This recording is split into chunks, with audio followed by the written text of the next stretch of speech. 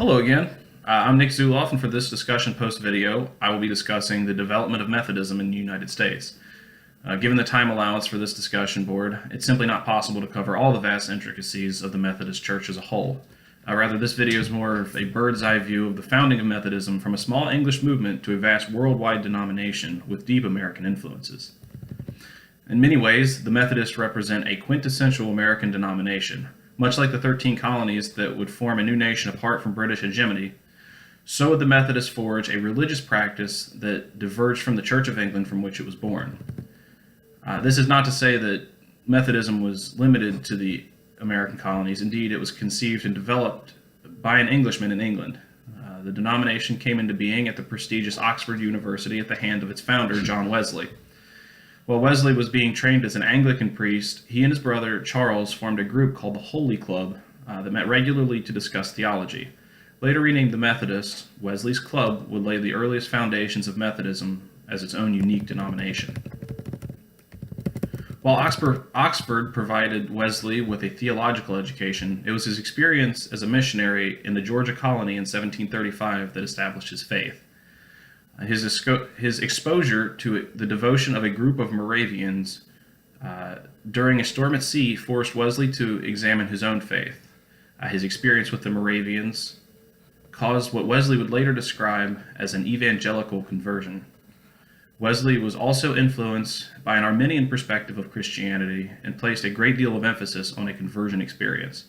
Here we can see the formation of the common practice of a born-again salvation experience that is common amongst many American Protestant denominations even today.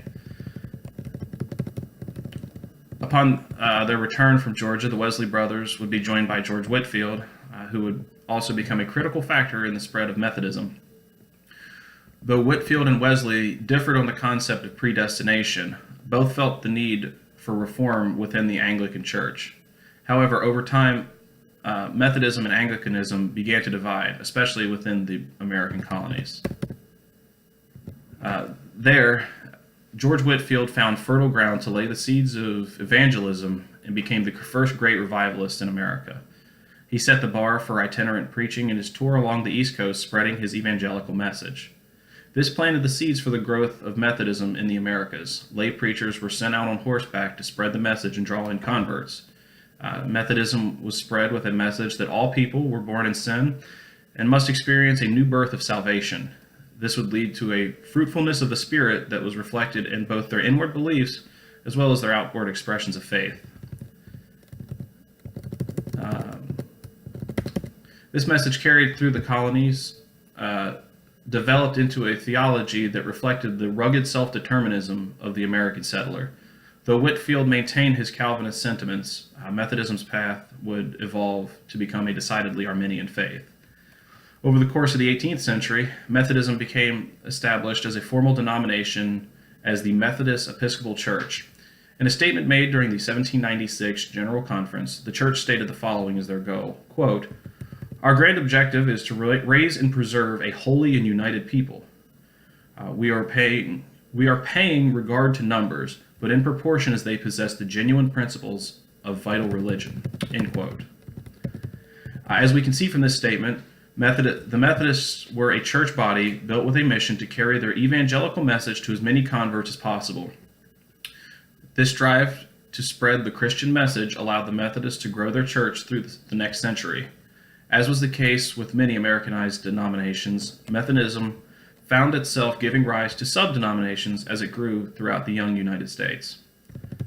When free blacks and former slaves began to develop their own church bodies, Methodism provided a theological basis that appealed to the dominantly black congregations. Notably amongst these African American sub-denominations would be the African Methodist Episcopal Church, formed in 1816 by the Reverend Richard Allen. The ideals of Methodism provided a theological justification for seeking God with a sense of self-determinism. Methodism continued to grow through the 19th century and continues to be one of the most prolific denominations in the United States even today.